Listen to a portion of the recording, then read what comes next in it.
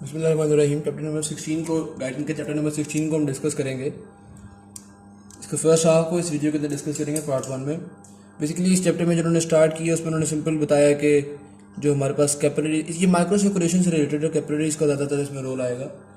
अच्छा, इसमें उन्होंने बताया कि जो कैपिलरीज हैं वो आपके टिश्यूज़ में मुख्तलिफ ट्रांसपोर्ट ऑफ न्यूट्रिएंट्स के लिए रिस्पॉन्सिबल होती हैं और रिमूवल ऑफ सेल एक्सक्रीटा के लिए रिस्पॉन्सिबल होती हैं। तो बड़ी बेसिक चीज़ पहले पैराग्राफ में बताइए।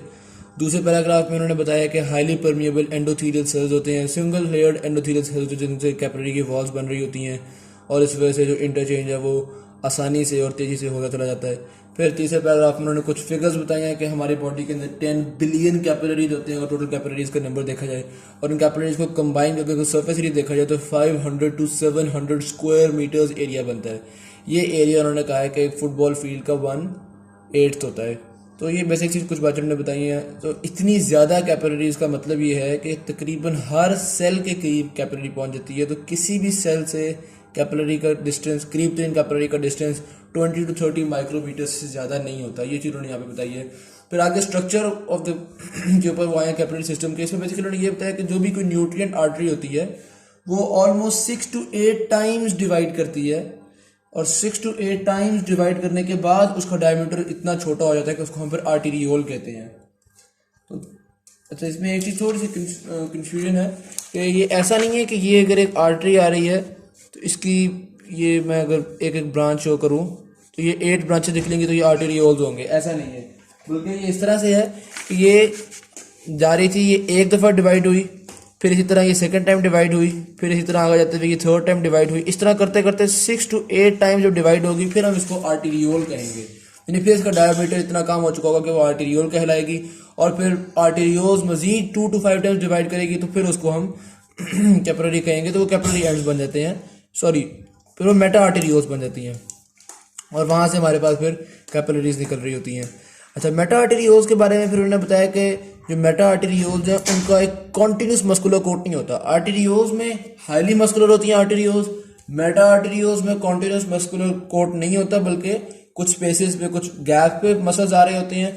लेकिन मेटा आर्टेरियोल्स में जहां से भी कोई कोई कैपिलरी निकल रही होगी उस कैपिलरी की स्टार्टिंग पे एक स्फिंक्टर होगा जिसको हम कहेंगे प्री कैपिलरी स्फिंक्टर। ये टर्म याद रखनी है, उसको हम कहेंगे प्री कैपिलरी स्फिंक्टर। तो एक इसकी डायग्राम मैं आपको दिखा देता हूँ, ये देखिएगा।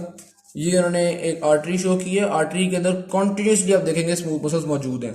मेटा आर्टेरियोल के अंदर गैप पे स्मूथ मसल्स मौजूद है। मेटा आर्टेरियोल से जब कैपिलरी निकल रही है तो उस कैपिलरी की बिगिनिंग में एक स्फिंक्टर जिसको उन्होंने कहा प्री कैपिलरी स्फिंक्टर। फिर आगे चलते हैं तो वो कहते हैं कि वेन्स के अंदर वीक मसल्स होते हैं, लेकिन वेन्स के अंदर चूंकि प्रेशर कम होता है इसलिए वेन्स अच्छा कॉन्ट्रैक्ट कर सकती हैं। ये चीज़ उन्होंने यहाँ पर डिस्कस की हुई है।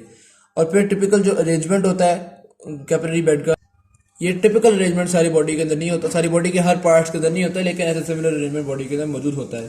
फिर structure of capillary wall single layered endothelial cells की बनी हुई होती है और इन एंडोथीलियल सेल्स की आउटर सरफेस पे, इनकी आउटर साइड पे, यानी दे आर सराउंडेड बाय एक थिन बेसमेंट मेम्ब्रेन इनको सराउंड कर रही होती है। और जो इंटरनल डायमीटर होता है किसी भी कैपिलरी का वो 4 to 9 माइक्रोमीटर होता है। बस ये इन्होंने बेसिक सी बातें बताई हुई हैं। और जो स्पेसेस होती हैं, मतलब ये जो लुमेन होता है इनफैक्ट कैपिलरी का, वो इतना थोड़ा होता है कि उसमें से मुश्किल से रेड ब्लड सेल्स गुजर रहे होते हैं। अच्छा, उसके बाद आगे चलते हैं कैपिलरी मेम्ब्रेन के क्रॉस जो ट्रांसपोर्ट है उसको उन्होंने बताया हुआ है। अब इसमें हम देखेंगे कि एक तो कैपिलरी मेम्ब्रेन जिन सेल्स से बनी हुई है एंडोथीलियल सेल्स, उन सेल्स के बीच में स्पेसेस होती हैं। उन स्पेसेस को हम क्या कहते हैं? Intercellular clefts. इन स्पेसेस के थ्रू जो वाटर है वो आराम से पास कर रहा होता है। अच्छा, अब अगर मैं आपको ये एक सरफेस बना के दिखा रहा हूँ कि ये एंडोथीलियल सेल्स हैं, ये मैंने ड्रॉ किए एंडोथीलियल सेल्स जो कि कैपिलरी वॉल को बना रहे हैं। तो अब एंडोथीलियल सेल्स के अंदर ये स्पेसेस हैं, ये। तो अगर हम एरिया ऑफ स्पेसेस को कंपेयर करें टोटल एरिया से तो वो बनता है 1/1000। इतना थोड़ा स्पेसेस, इतनी थोड़ा एरिया होता है इंटरसेलुलर क्लेफ्ट्स का, लेकिन इसके थ्रू वाटर की जो ट्रांसपोर्ट है वो इतनी फास्ट होती है कि वाटर और वाटर सॉल्युबल मटेरियल्स की जो मोशन है वो इसके थ्रू आराम से हो जाती है। वो thermal motion of the water molecules है वो उसकी वजह से डिफ्यूजन होती है इंटरसेलुलर क्लेफ्ट्स के थ्रू। इंटरसेलुलर क्लेफ्ट्स को यहाँ पे गाइटन के अंदर स्लिट पोर्स का नाम भी दिया है। इस पेज के अंदर हमें बेसिकली किन चीज़ों का पता चला? एक प्री कैपिलरी स्फिंक्टर्स टर्म थी, दूसरी टर्म स्लिट पोर्स के यहाँ पे हमें पता चला। अच्छा, यहाँ पे क्लेफ्ट की भी साइज का बताया हुआ कि जो एक इंटरसेलुलर स्पेस है उसका जो साइज है वो 6 to 7 नैनोमीटर होता है, इतना थोड़ा 6 to 7 नैनोमीटर्स। ये एल्बुमिन से स्लाइटली स्मॉलर है, एल्बुमिन प्रोटीन से। तो एल्बुमिन प्रोटीन भी बहुत मुश्किल से निकल रही होती है, और फिर इनफैक्ट H2O मॉलिक्यूल से 20 टाइम्स बिगर होता है, क्योंकि H2O मॉलिक्यूल सबसे छोटा मॉलिक्यूल है जो इसमें से गुजर रहा होता है। उसके बाद अगले पेज पे हम आते हैं, हमने इंटरसेलुलर क्लेफ्ट्स को डिस्कस कर लिया, उसके बाद हम डिस्कस करेंगे कैवियोलाई को। अच्छा, एक तो हमने देखा कि जो वाटर सॉल्युबल पार्टिकल्स थे वो तो इंटरसेलुलर स्पेसेस से गुजर गए। अब जो फैट सॉल्युबल पार्टिकल्स हैं उन्होंने भी कहीं ना कहीं से तो गुजरना है, वो तो सिंपली मेम्ब्रेन के थ्रू गुजर सकते हैं, क्योंकि जो मेम्ब्रेन है वो लिवर प्रोटीन्स होते हैं, वो फैट सॉल्युबल पार्टिकल्स मेम्ब्रेन के थ्रू गुजर सकते हैं। ये हम स्ट्रक्चर देखेंगे, ये एक कैवियोलाई है, मेम्ब्रेन के ऊपर इस तरह से कैवियोलाई फॉर्म कर रहे होते हैं। तो जिस तरह से अगर ये एक सेल है तो यूं, ये सेल नहीं बल्कि क्रॉस सेक्शन है आपके उसका कैपिलरी का, तो ये अगर एक कैपिलरी का क्रॉस सेक्शन है तो उसके अंदर यूं कैवियोलाई फॉर्म हो रहे होते हैं। हम इन कैवियोलाई को देखेंगे। अब कैवियोलाई बेसिकली क्या होता है, हम इसको सेल के अंदर स्ट्रक्चर भी कह सकते हैं, कैपिलरी के अंदर स्ट्रक्चर भी कह सकते हैं, क्योंकि कैपिलरी की वॉल वैसी सिंगल सेल लेयर होती है। अच्छा जी, ये बेसिकली कैवियोलिन प्रोटीन के ओलिगोमर्स से बना हुआ एक स्ट्रक्चर होता है। और कैवियोलिन प्रोटीन किस चीज से बनी हुई है, कैवियोलिन प्रोटीन कोलेस्ट्रॉल और स्फिंगोलिपिड से बनी हुई होती है। तो ये प्लाज्मा लेवल वेसिकल्स होती हैं जिनको हम कैवियोलाई कहते हैं, यानी कि स्मॉल केव्स, और ये ओलिगोमर्स होती हैं कैवियोलिन्स की। यही चीज यहाँ पर डिस्कस की हुई है। ये एंडोसाइटोसिस में हेल्प करता है, जाहिर बात है पहले से शेप बनी हुई एंडोसाइटोसिस हो जाता है, और फिर इसी तरह से एक्सोसाइटोसिस में तो मतलब एंडोसाइटोसिस हो गया तो फिर सेल की दूसरी साइड से बाहर निकल गया, तो हम कहेंगे कि ट्रांससाइटोसिस में कैवियोलाई का एक रोल होता है, बेसिक रोल होता है। अच्छा, अगर दो तरफ के कैवियोलाई मिल जाए आपस में, इस तरह से मिसाल के तौर पे अगर ये एक मैं सेल है, यूं एक एंडोथीलियल सेल है, ये वॉल है कैपिलरी की, जिसमें ये मुख्तलिफ सेल्स हैं, इधर भी एक कैवियोलाई मौजूद है और इधर भी एक कैवियोलाई मौजूद है। ये कैवियोलाई आपस में मिल जाए और करके यूं एक चैनल सा बना दें, तो इस चैनल को हम कहेंगे वेसिकुलर चैनल्स। अच्छा, थोड़ा सा अगर शायद मेरी वजह से कंफ्यूज हो गए हैं सेल और वॉल के बीच में, तो ये देखिए, ये अगर एक कैपिलरी का डायमीटर है तो ये डायमीटर बना हुआ है मुख्तलिफ सेल से, राइट, यूं। अब इन सेल्स के अंदर यूं कैवियोलाई मौजूद है, तो मैं कह सकता हूँ कि वॉल के अंदर कैवियोलाई मौजूद है, या मैं कह सकता हूँ कि सेल्स के अंदर कैवियोलाई मौजूद है। तो ये बेसिकली इस तरह से कॉन्सेप्ट था। ऑल राइट, उसके बाद हम आगे चलते हैं कि जो इंटरसेलुलर क्लेफ्ट्स होते हैं, ये जो इंटरसेलुलर स्पेसेस होते हैं, उनके बीच में जाहिर बात है कोई ना कोई जंक्शन तो मौजूद होगा। सेल्स के बीच में तो जंक्शन मौजूद होते हैं ना। ये जो जंक्शंस हैं ये बॉडी के मुख्तलिफ ऑर्गन्स पे डिपेंड कर रहे होते हैं। मिसाल के तौर पे जो ब्रेन है, उनकी जो कैपिलरीज है उनके एंडोथेलियल सेल्स के बीच में टाइट जंक्शंस होते हैं, जिस वजह से ब्रेन के कैपिलरीज में सिर्फ ऑक्सीजन और कार्बन डाइऑक्साइड की थोड़ी बहुत ट्रांसपोर्ट हो पाती है, एल्बुमिन वगैरह नहीं ट्रांसपोर्ट हो पाते। एट द अदर एंड जो लिवर है, चार से डिस्कस की है, ब्रेन, लिवर, गैस्ट्रोइंटेस्टिनल कैपिलरीज और ग्लोमेरुलाई की कैपिलरीज। तो पहले ब्रेन का बताया कि टाइट जंक्शंस होते हैं, फिर जो लिवर है उनके इंटरसेलुलर क्लेफ्ट्स वाइड ओपन होते हैं ताकि बहुत ज़्यादा डिजॉल्व सब्सटेंसेज और प्लाज्मा जो है वो ट्रांसपोर्ट हो सके।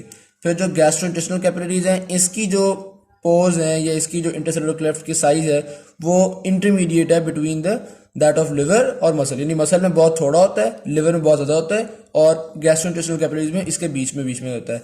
और जो किडनी में ग्लोमेरुलाई होता है, इसके अंदर तो कैपिलरीज के अंदर ओवल विंडोज होती हैं, फेनिस्ट्रे जिसको हम कहते हैं, ओवल विंडोज कॉल्ड द फेनिस्ट्रे। एक और टर्म इस पेज में आ गई, फेनिस्ट्रे। तो फेनिस्ट्रे मौजूद होता है जिसके थ्रू ट्रांसपोर्ट फ्लूइड की ट्रांसपोर्ट आराम से हो सकती है, क्योंकि एक्सक्रीशन की वजह से इसका एक रोल होता है। फिर आगे आता है fluid of blood in the capillaries. Capillaries के थ्रू जो ब्लड का फ्लो है उसको हम वेजोमोशन कहते हैं। Flow of blood in the capillaries is called as vasomotion. अब ये वेजोमोशन किस तरह से रेगुलेट हो रहा होता है, ये आता है इस पेज में। हमने क्या कुछ सीखा, एक कैवियोलाई टर्म थी, फिर कैवियोलाइज के मिलने से वेसिकुलर चैनल्स एक टर्म थी, फिर फेनिस्ट्रे एक टर्म थी, और फिर वेजोमोशन एक टर्म थी। ये टर्म हमने सीखी हैं। आगे चलते हैं कि metarteriole and sphincter and pre capillary sphincters that has been found thus far is the concern. Basically जो कैपिलरीज की जो स्फिंक्टर्स हैं उनकी ओपनिंग या क्लोजिंग जो है वो डिपेंड कर रही होती है कंसंट्रेशन ऑफ ऑक्सीजन के ऊपर। हमने पढ़ा था कैपिलरी से पहले प्री कैपिलरी स्फिंक्टर्स थे। ये प्री कैपिलरी स्फिंक्टर्स की डायलेशन या कंस्ट्रिक्शन हमारे वेजोमोशन को रेगुलेट करेगी। वेजोमोशन क्या है, कैपिलरी के अंदर ब्लड फ्लो, इसको रेगुलेट करेगी। तो जो स्फिंक्टर्स की ओपनिंग या क्लोजिंग है, इसको फर्दर कौन रेगुलेट कर रहा है? Concentration of oxygen. किसी टिश्यू में अगर ऑक्सीजन की कंसंट्रेशन कम हो गई है तो जाहिर बात है स्फिंक्टर्स खुल जाएंगे, ज्यादा ब्लड आएगा कैपिलरीज में और ऑक्सीजन की डिमांड को पूरा किया जाएगा। इसी तरह ऑक्सीजन एक्सेस हो गई है तो ब्लड को यहाँ पे आने वाले ब्लड को लिमिट किया जाएगा। इस तरह से वेजो मोशन को कंसंट्रेशन ऑफ ऑक्सीजन जो है वो रेगुलेट करती है। ये चीज यहाँ पे बताई हुई है। फिर average function of the capillary system, यहाँ पे उन्होंने बेसिकली क्या बताया हुआ है कि अगर एक ऑर्गन है, मिसाल के तौर पर ये एक कैपिलरी बेड फॉर्म हो रहा है, इसके अंदर मुख्तलिफ कैपिलरीज का एक नेटवर्क मौजूद है, यूँ हम कंसिडर करते हैं, बहुत ज़्यादा कैपिलरीज मौजूद हैं। अब इसमें हो सकता है इस कैपिलरी का प्रेशर और इस कैपिलरी का प्रेशर थोड़ा सा डिफर कर रहा हो, लेकिन हम इन सारी कैपिलरीज का जो प्रेशर है उसकी एवरेज ले लेते हैं। तो अब क्या क्या चीज़ें एवरेज ले रहे हैं? एक तो जो रेट ऑफ ब्लड फ्लो है वो डिफर कर रहा हो सकता है, तो हम average rate of blood flow लेते हैं। इसी तरह से एवरेज कैपिलरी प्रेशर लेते हैं। इसी तरह से ट्रांसफर ऑफ सब्सटेंसेज मुख्तलिफ कैपिलरीज में मुख्तलिफ हो जाएगी, लेकिन एक कैपिलरी ब्लड के लिए हम average rate of transfer of substances लेते हैं। तो ये बेसिकली उन्होंने बताया कि हम एवरेज लेते हैं कैपिलरी सिस्टम के अंदर।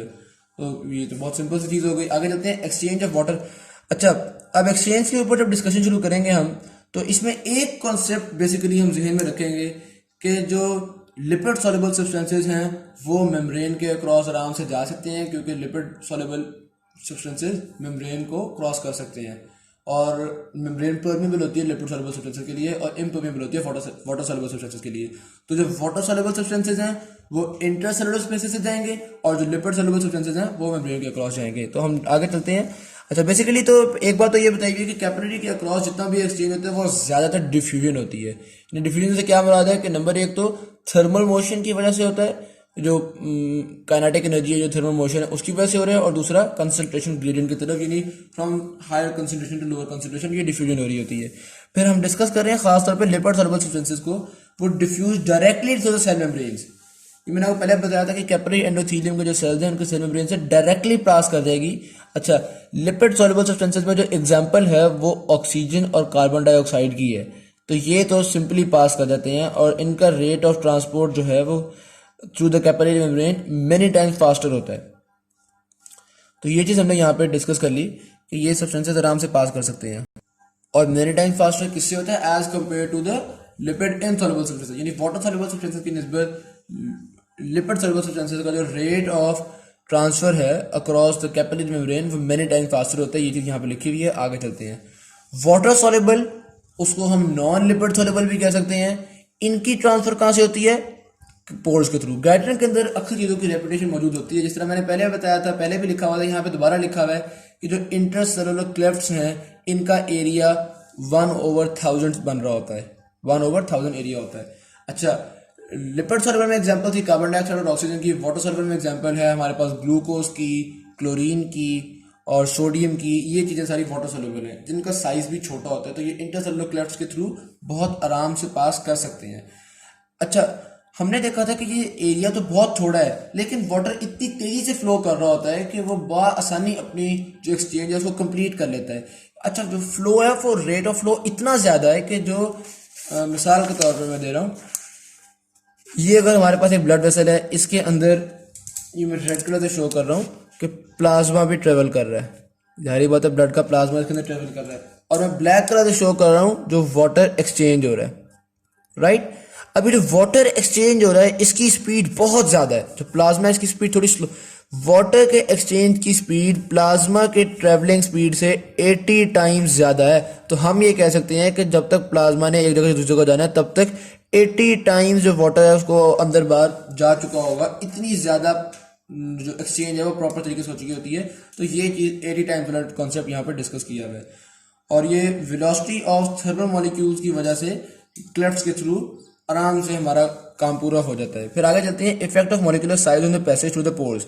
अब अगर इंटरसेलुलर क्लेफ्ट्स के थ्रू ट्रेवल करना है तो जाहिर सी बात है कि जो पास करने वाला मॉलिक्यूल है उसका डायमीटर बहुत डिपेंड करता है। जो वाटर है वो सबसे छोटा है तो वो तो आराम से पास कर जाएगा, लेकिन अगर हम थोड़े से लार्जर की तरफ जाएं, मिसाल के तौर पे ग्लूकोज है, जो ग्लूकोज की स्पीड है वो वाटर से 0.6 टाइम्स है, तो यानी कि ऑलमोस्ट हाफ स्पीड है।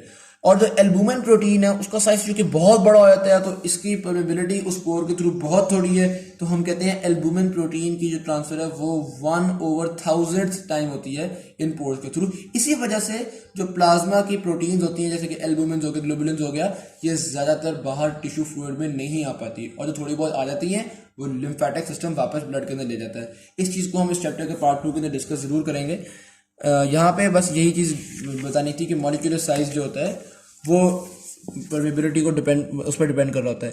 अच्छा, फिर इसी तरह से जो पोर्स के साइजेस हैं वो भी हमारी बॉडी के मुख्तलिफ टिश्यूज के अंदर वेरी कर रहे होते हैं। जो किस तरह से वेरी कर रहे होते हैं, जैसे मिसाल के तौर पे जो लिवर है वहाँ पे परमेबिलिटी बहुत ज़्यादा होती है, वहाँ पे पोर्स का साइज बड़ा होता है, पर हम पहले भी डिस्कस कर चुके हैं। इसी तरह से जो रिनल ग्लोमेरुलर है, अच्छा पहले हमने डिस्कस किया था कि रिनल ग्लोमेरुलर के अंदर फिनेस्ट्रे होते हैं जो कि ओवल विंडोज होती हैं, ये बात तो ठीक है, लेकिन यहाँ पे परमेबिलिटी का बताया हुआ है कि जो ग्लोमेरुलर कैपिलरीज होती हैं उनकी परमेबिलिटी वाटर के लिए और इलेक्ट्रोलाइट्स के लिए और फ्लूइड के लिए 500 टाइम्स ज़्यादा होती है as compare to the muscle capillaries, लेकिन प्लाज्मा प्रोटीन्स के लिए इतनी ज़्यादा नहीं होती। यानी कि इसके अंदर पोर्स की क्वांटिटी ज़्यादा है, पोर्स का साइज बहुत बड़ा नहीं है, पोर्स बहुत ज़्यादा है, जिस वजह से वाटर बहुत ज़्यादा 500 टाइम्स ज़्यादा परमेबल है ये वाटर के लिए, लेकिन प्लाज्मा प्रोटीन्स के लिए इतना गुना नहीं है। वजह क्या है? उसका फंक्शन। एक्सक्रीशन के लिए वो चाहता है कि बहुत ज़्यादा वाटर ज़रूर है, लेकिन हमने यूरिन में प्रोटीन्स को तो ज़ाया नहीं करना, तो प्लाज्मा प्रोटीन्स कम से कम आए, तो ये उसका फंक्शन है। लिवर की परमेबिलिटी ज़्यादा क्यों थी? उसका फंक्शन है कि tremendous amount of nutrient exchange होना होता है between the blood and the liver parenchymal cells, तो ये चीज़ फंक्शन की वजह से ये परमेबिलिटीज वेरी कर रही होती हैं मुख्तलिफ बॉडी टिश्यूज़ के, कैपिलरीज के, एंडोथेलियल सेल्स की परमेबिलिटीज, या कैपिलरीज की परमेबिलिटीज हम कह सकते हैं।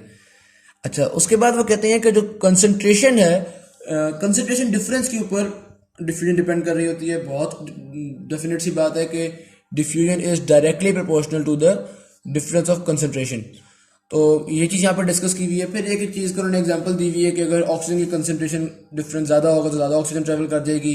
इसी तरह कार्बन डाइऑक्साइड की एग्जांपल दी हुई है, वो सिर्फ समझाने के लिए, बहुत सिंपल चीज़ें हैं।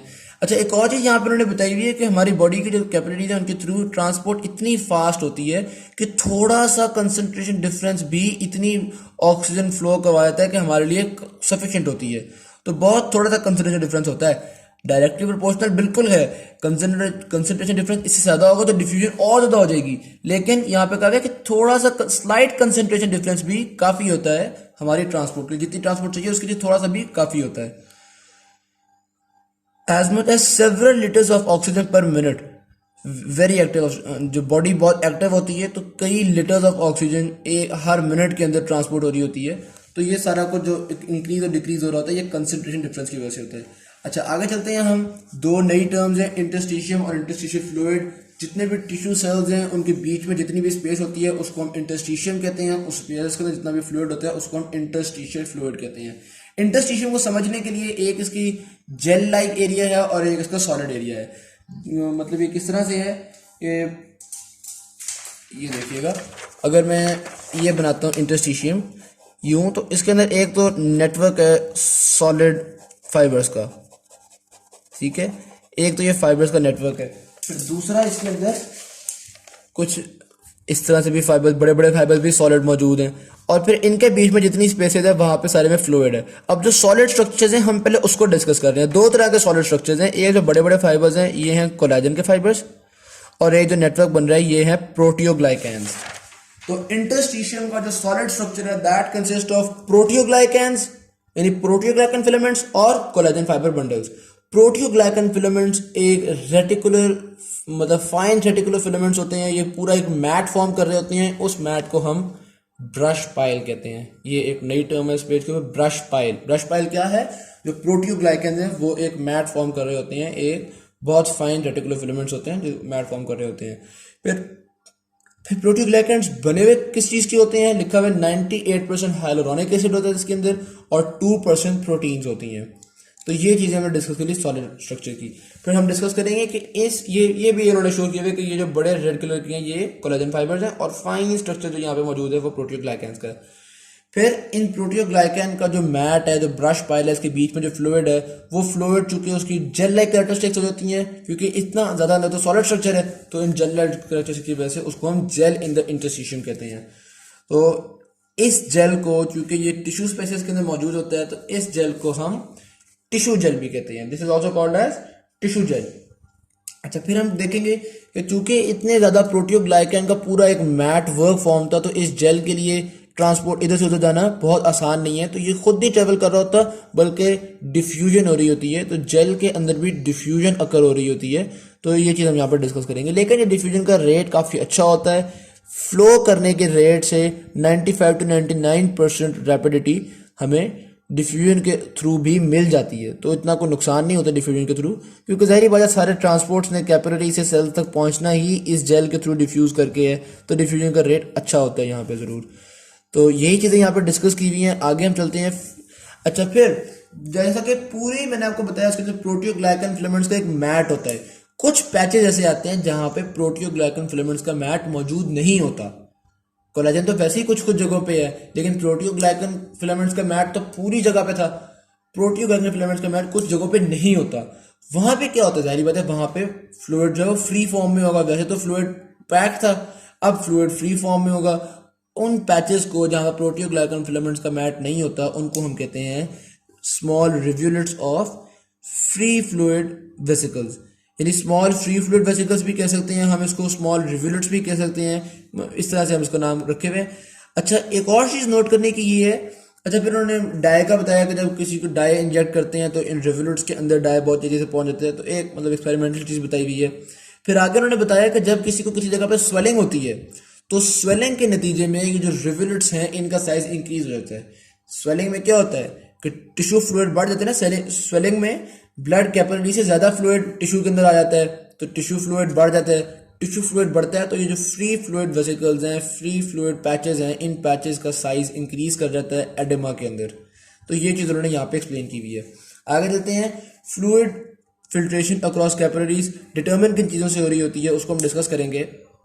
बेसिकली पहले उन्होंने एक जनरल बात आपको बताई हुई है कि अगर कैपिलरीज के अंदर जो प्रेशर है, जो हाइड्रोस्टैटिक प्रेशर है, वो बहुत ज़्यादा डेवलप हो जाता है, तो वो फ्लूइड को बाहर फ्लो करने में हेल्प करेगा। इसी तरह से अगर कैपिलरीज के अंदर कंसंट्रेशन ऑफ प्रोटीन ज़्यादा हो जाती है, तो ये कंसंट्रेशन ऑफ प्रोटीन्स वाटर के ऑस्मोसिस को हेल्प करेगा कि वाटर का ऑस्मोसिस कैपिलरीज के अंदर हो। तो ये मुख्तलिफ फैक्टर्स हैं। ये जो फैक्टर्स हैं इनकी टोटल क्वान्टिटी 4 है। आगे हम पढ़ रहे हैं, ये 4 फैक्टर्स मौजूद हैं, एक एक को हम नेम करेंगे। इन 4 फैक्टर्स को, ये जो 4 फोर्सेज हैं जो डिटरमिन करती हैं कि फ्लूइड ने कैपिलरी से बाहर टिश्यू में जाना है, टिश्यू से बाहर या टिश्यू से अंदर कैपिलरी में आना है, इन फोर्सेज को हम कहते हैं स्टार्लिंग फोर्सेज। कॉन्सेप्ट हो गया क्या, स्टार्लिंग फोर्सेज। अब 4 फोर्सेज हैं। नंबर 1 कैपिलरी प्रेशर, यानी कैपिलरीज के अंदर जो हाइड्रोस्टैटिक प्रेशर है वो। दूसरा इंटरस्टिशियल फ्लूइड का जो हाइड्रोस्टैटिक प्रेशर है, बाहर कितना हाइड्रोस्टैटिक प्रेशर, अंदर कितना, इन दोनों के हाइड्रोस्टैटिक प्रेशर, ये 2 चीजें हो गई। तीसरा कोलॉइड ऑस्मोटिक प्रेशर जो कि कैपिलरी प्लाज्मा के अंदर है, और चौथा कोलॉइड ऑस्मोटिक प्रेशर जो कि इंटरस्टिशियल फ्लूइड के अंदर है।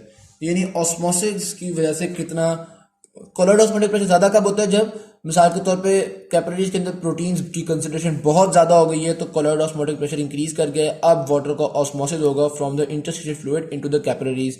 तो इस तरह से ये दोनों ऑस्मोटिक प्रेशर होते हैं। अच्छा, इनकी रिप्रेजेंटेशंस हैं। जो कैपिलरी प्रेशर है उसको हम बड़ा पी और स्मॉल सी के साथ रिप्रेजेंट करते हैं। इसी तरह से जो इंटरस्टिशियल फ्लूइड प्रेशर है उसको हम पी और स्मॉल आई एफ से रिप्रेजेंट करते हैं। ये हाइड्रोस्टैटिक प्रेशर की बात हो रही है।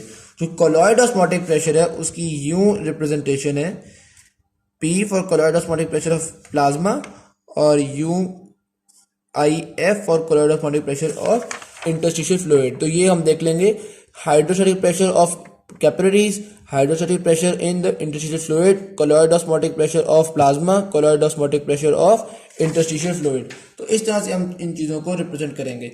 इन सारी फोर्सेस का जो सम है, उस सम को हम कहते हैं नेट फिल्ट्रेशन प्रेशर।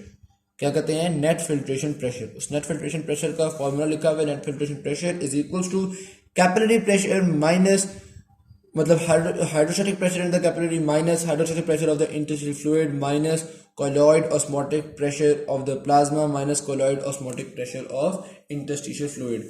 तो capillary, the hydrostatic pressure in the capillary से बाकी सारे स्टार्लिंग फोर्सेस को माइनस कर देंगे, तो हमारे पास क्या आ जाती है यहाँ पे, नेट फिल्ट्रेशन प्रेशर। फिर उसके बाद हम आगे डिस्कस करते हैं। अच्छा, एक नेट फिल्ट्रेशन प्रेशर है, तो उसकी वजह से कितनी फिल्ट्रेशन हो रही है, ये इसको हम कहते हैं capillary filtration coefficient. Capillary filtration coefficient किन चीज़ों पे डिपेंड कर रहा होता है? नंबर ऑफ कैपिलरीज पे। किसी भी जगह पे किसी भी कैपिलरी ब्लड के अंदर अगर नंबर ऑफ कैपिलरीज ज़्यादा होंगी तो ज़्यादा फ्लो हो सकेगा। और number and size of pores of capillary, एक कैपिलरी के बड़े पोर्स हैं उनका नंबर कितना है और उन पोर्स का साइज कितना है और टोटल नंबर ऑफ कैपिलरीज कितनी है, ये सारी चीज़ें मिलकर बना रही होती हैं कैपिलरी फिल्ट्रेशन कोएफिशिएंट। इसी तरह का एक और कोएफिशिएंट हम आगे डिस्कस करते हैं यहाँ पे। ये देखिए, ये भी अगर डिस्कस करते हैं कैपिलरी फिल्ट्रेशन कोएफिशिएंट, ये था कि कितना लिम्फ फ्लो है पर इंक्रीज इन द प्रेशर, यानी प्रेशर के इंक्रीज करने से जो लिम्फ फ्लो है ये कितना इंक्रीज हो रहा है, इसको ये डिटरमिन कर रहा था कैपिलरी फिल्ट्रेशन कोएफिशिएंट। पार्ट 2 के अंदर, इस वीडियो के पार्ट 2 के अंदर दोबारा ये चीज़ डिस्कस होती है। अभी हमने ये जो 4 स्टार्लिंग फोर्सेस पढ़ी थी, इनमें से पहली फोर्स यानी कैपिलरी हाइड्रोस्टैटिक प्रेशर, सिर्फ इस फोर्स को हम इस वीडियो के अंदर डिस्कस करेंगे। इसको मेजर करने के 2 मेथड्स हैं। पहला मेथड है डायरेक्ट माइक्रोपिपेट कैनुलेशन।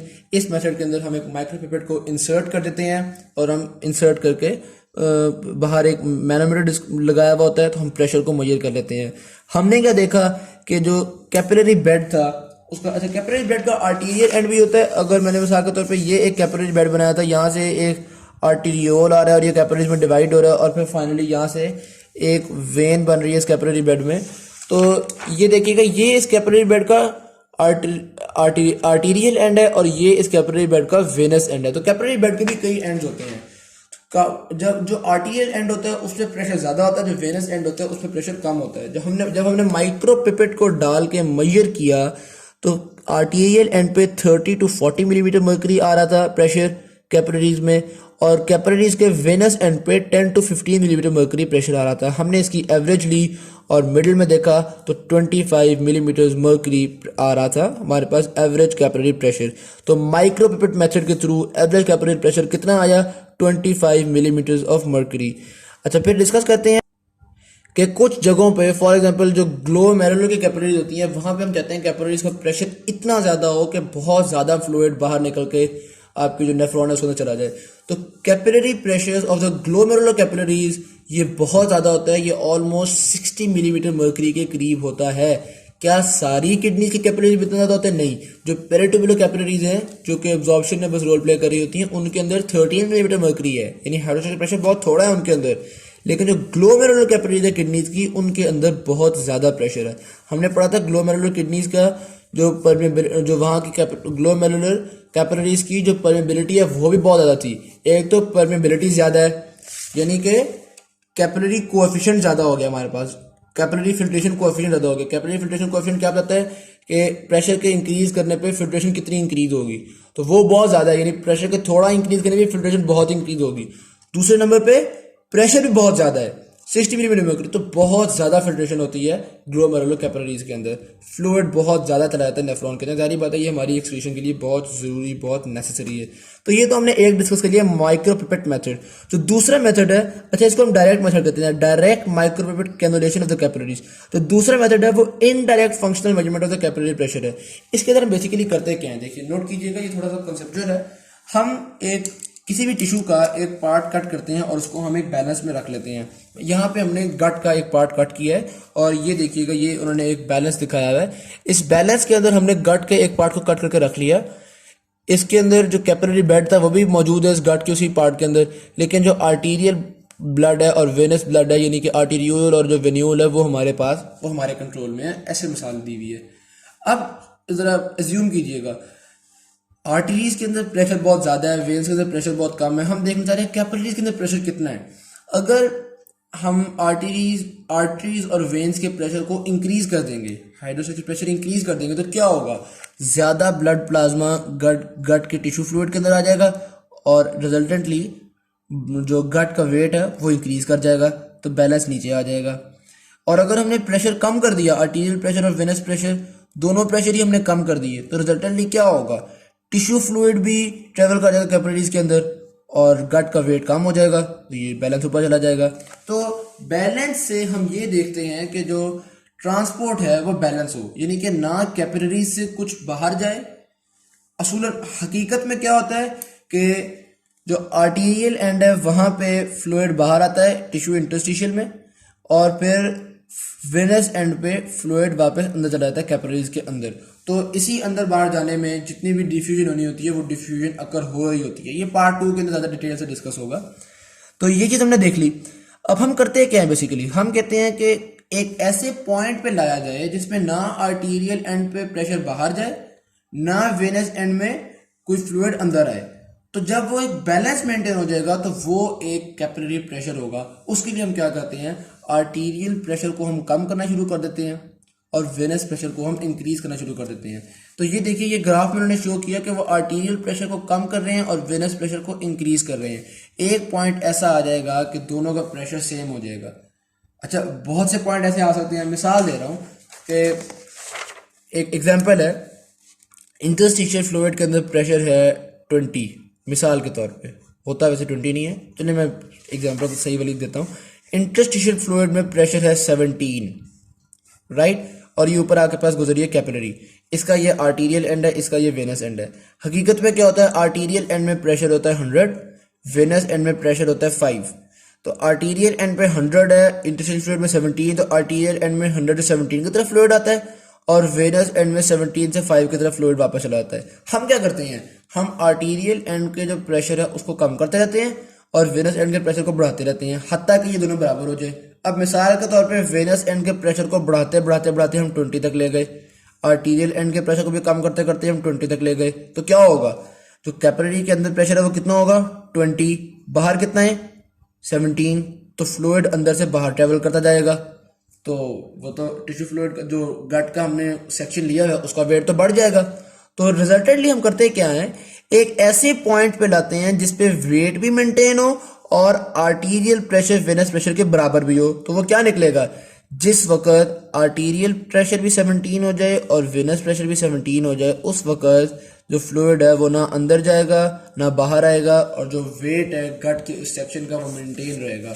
तो ये ग्राफ में उन्होंने शो किया, आर्टीरियल प्रेशर को कम करते करते वेनस प्रेशर को बढ़ाते बढ़ाते ये मैच कर गए एट 17। तो हमने देखा इनडायरेक्ट इसको इस मेथड को आइसोग्राफिमेट्रिक मेथड कहते हैं। तो इस मेथड के थ्रू जो वैल्यू आई वो आई 17 मिलीमीटर्स ऑफ मर्करी।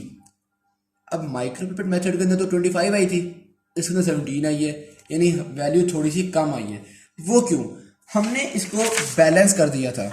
हमने कहा था कि कैपिलरी प्रेशर और बाहर का प्रेशर बैलेंस हो गया, जबकि हकीकत में ये टोटली बैलेंस नहीं होता। जितना फ्लूइड आर्टीरियल एंड से बाहर आता है उतना फ्लूइड वेनस एंड से अंदर नहीं जाता। यानी कैपिलरी का प्रेशर टिश्यू फ्लूइड के प्रेशर से अगर एवरेज देखा जाए थोड़ा सा ज्यादा होता है, इसीलिए तो ज्यादा फ्लूइड बाहर आता है और कम अंदर जाता है। और वो जो ज्यादा फ्लूइड बाहर आता है वो लिम्फेटिक सिस्टम के थ्रू फिर ब्लड में वापस एंटर होता है। आगे जाके हम पढ़ेंगे कि जो ज्यादा एक्स्ट्रा फ्लूइड बाहर आ रहा है उसको हम नेट फिल्ट्रेशन कह रहे होते हैं, लेकिन हम ये पार्ट 2 के अंदर डिस्कस करेंगे डिटेल के साथ। तो हकीकत में कैपिलरीज का जो प्रेशर है वो 25 ही होता है, जिस वजह से ज्यादा फ्लूइड बाहर आता है कम फ्लूइड अंदर जाता है। रिजल्टेडली बाहर फ्लूइड जो एक्स्ट्रा आ गया वो लिम्फेटिक सिस्टम के थ्रू आया। लेकिन हमने इसके अंदर जो एज्यूम किया, इस मेथड में हमने इक्वल कर दिया कि ना कोई फ्लूइड अंदर जाए ना कोई फ्लूइड बाहर आए। हमने बिल्कुल बैलेंस कर दिया। तो हमारे पास वैल्यू आ गई 17 मिलीमीटर मर्करी। तो हम कहेंगे आइसोग्राफिमेट्रिक मेथड से स्लाइटली लेस वैल्यू आती है। तो ये हमने कैपिलरी के हाइड्रोस्टैटिक प्रेशर को डिस्कस किया, इंटरस्टिशियल फ्लूइड के हाइड्रोस्टैटिक प्रेशर को डिस्कस करना और बाकी चैप्टर की डिस्कशन पार्ट 2 की वीडियो के अंदर मौजूद है।